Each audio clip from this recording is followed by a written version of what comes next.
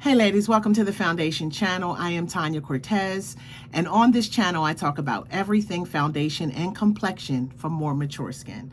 So today guys, I'm going to be showing you in each category, three of my favorite Holy Grail products. These are the ones that I always go to. I don't have to worry about no fuss or anything like that. So if you guys want to see this video, then stay tuned. Roll the credits.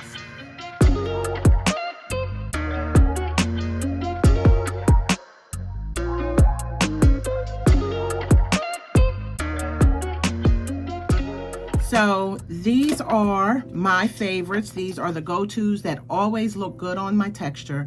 They look good on my pores. They're long wearing. I don't have to worry about, them falling apart on my face or looking a mess after 5 or 6 hours, okay? So I'll show you guys what those are in these categories. So the first one is the Sephora S Clean. This is affordable foundation. This is $20.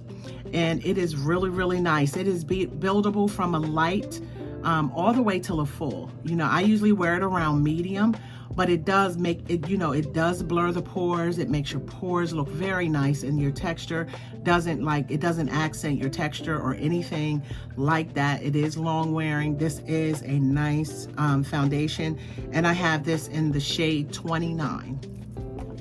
Now, my next one, again, is another Sephora foundation. And this is the Sephora Best Skin Ever. This is a really nice one. This one is a little bit more thin, but this one is, a little bit more buildable from a medium to full. It looks great on your pores. It kind of just melts in to your skin and it looks like skin. I love this. The title is just what it is. Sephora actually has some really good foundations. And the next one is, if you've watched my channel any length of time, you know that I am a Dior stan. I love everything complexion from Dior. It just seems like I like everything from them. And this is the Dior Backstage and Body Foundation. And I love this. I mean, this is a light to medium, buildable coverage.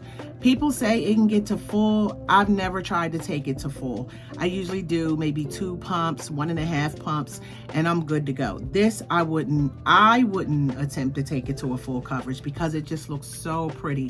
It looks like skin.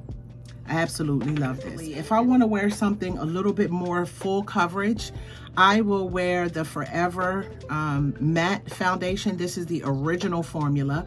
I haven't tried the new one yet, the clean version, but this is the original formula, and I am going to try the other one because if the new one, I hope the new one didn't change the formula so much that it's not like this one, because I'm going to be mad. But this one is a nice one too. Okay, and my battery is dying, so I'm trying to do this kind of quick. And so the next category is concealers, and my first concealer is the Forever Skin Correct concealer. Some people don't like this. They say it's too sheer. I love this. You only need a little bit, and this is actually claiming to be a full coverage concealer. I don't think this is a full coverage concealer. I think that it is very if you want to look at it like a full coverage, it's definitely buildable to a full coverage, but I don't think that it's necessarily a full coverage. And then this one is a full coverage concealer, and this has turned into be actually one of my very favorites, and this is the Lancome Tenidol Ultra Wear Concealer. This one is more like my skin tone, and this one is in 460. It is a little lighter, but I use it for under my eyes. I don't use it for the face to conceal anything on my face. It doesn't make you look old. It doesn't like creep into the lines really bad. As long as you don't powder this heavily, then I think you would like this too. And the next one is a full coverage concealer. Like, you really do have to be careful using this. And this is the L'Oreal Infallible Full Wear Concealer. I'm telling you guys, some things from the drugstore are very good, and this is definitely one of them.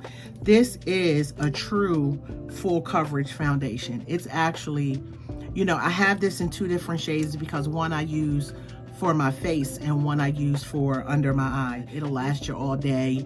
The same as the other things. It's long wearing. It doesn't creep into your fine lines and wrinkles. It doesn't age you at all. It just looks really good. And that's my 3 concealers. And then my primers, this is just, for years, it's been my holy grail. And this is the Mary Kay Foundation Primer with sunscreen.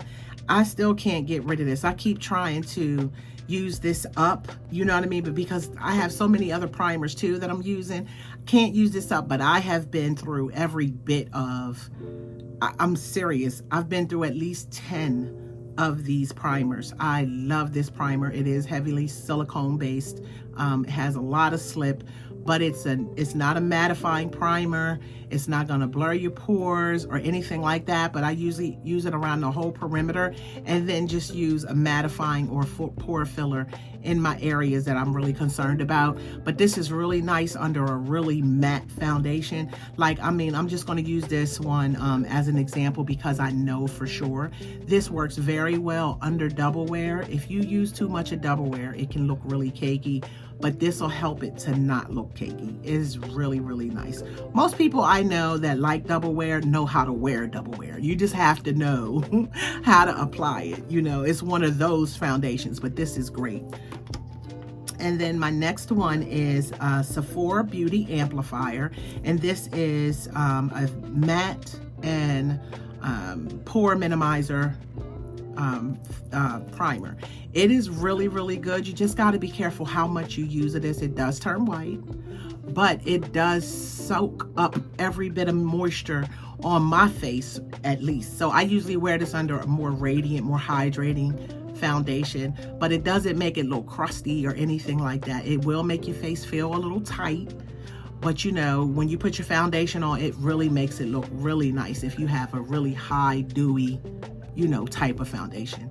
So this is my second one. And then my third one is the One Size Secure the Blur primer. This, I use this, I think in the summertime is when I started using this, and it has turned in quickly to my holy grail. Very pore blurring, looks great. It makes your texture look really great and camouflaged. I love this, love it. It keeps your foundation on for a long time, and I do love that.